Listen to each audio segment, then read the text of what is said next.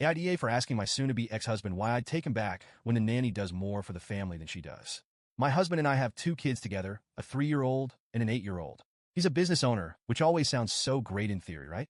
We talked before about how we'd balance work and parenting, and he promised he'd be home by 5:30-6 every night. Since I usually get home around 6 to 6:30, it seemed reasonable. I took him at his word, and when I heard nothing to the contrary, I assumed everything was fine. I had no idea how far from fine things really were. For a long time, I believed he was working late or busy with his business when he wasn't around. So, I set up extended care for our youngest at daycare and signed our oldest up for her school's after-school program. The kids would get home at a reasonable time, and he'd get some one-on-one time with them, right? But then our 8-year-old started struggling with the after-school program, and it just wasn't working. I was really feeling the weight of juggling work, the kids, and everything else in between, so I finally decided to hire a nanny halfway through the school year. Enter nanny number 1, a young woman who was excited to help out, and, honestly, seemed perfect for the job. But just 2 weeks in, I got a call that I never expected. The nanny said that my husband had locked her and the kids out of the house. He told her to take them to the park because he was home early and wanted space from the kids. I was absolutely floored. She also mentioned that he was acting pretty hostile toward her, getting mad if she left the room for a snack, refusing to let her and the kids sit anywhere but one of the kids' rooms, and even ignoring our kids if they try to talk to him. Can you imagine? Your own kids trying to connect with you, and you're just brushing them off because you can't be bothered? At that point, the scales kind of fell from my eyes. This wasn't someone who just had a rough day. This was someone who consistently wasn't stepping up as a parent or even a decent person around our kids. I filed for divorce the next week. It wasn't even a question. My heart broke a bit, but I knew I'd reached the end of the line. By the end of the month, the kids and I had moved out. I ended up letting go of that first nanny. Long story, but the vibe just wasn't quite right after everything went down. And that's when I found Amina. I know some people get lucky with nannies, but Amina is truly in a league of her own. She's a 24-year-old Middle Eastern refugee with 3 kids of her own, age 2, 4, and 7. From the day she started, I felt like I'd finally found someone who didn't just see this as a job.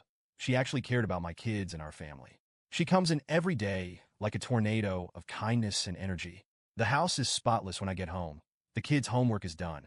And she somehow always has an incredible Arabic meal ready for us all. Honestly, her cooking is so good I sometimes feel like I'm coming home to a 5-star meal.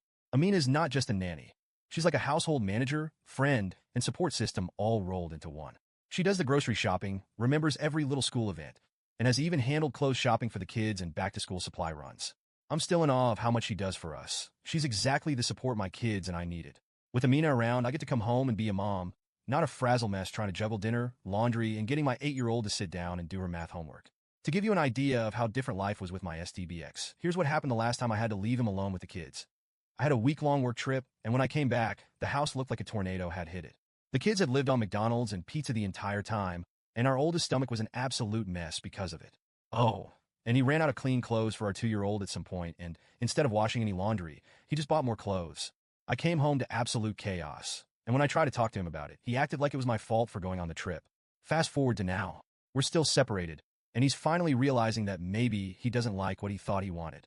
He's suddenly all about trying again for the kids, and at first, I just ignored him. But then he brought it up again, going on about how us being together would be better for the family. I couldn't take it anymore.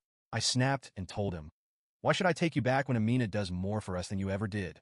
And he flipped. He went on about how he's the one who provides for us financially, as if my full-time job doesn't count or something. He even tried to act like his work was somehow different or more important than mine, even though I'm often clocking more hours and making around the same as he does. His family has jumped on board, saying I'm selfish and a bad mom for not giving the kids a chance at having 2 parents. They act like having 2 parents who are miserable and disconnected would somehow be healthier than just having one happy, present parent. So here I am, Reddit. AITA for calling him out and telling him exactly what I think.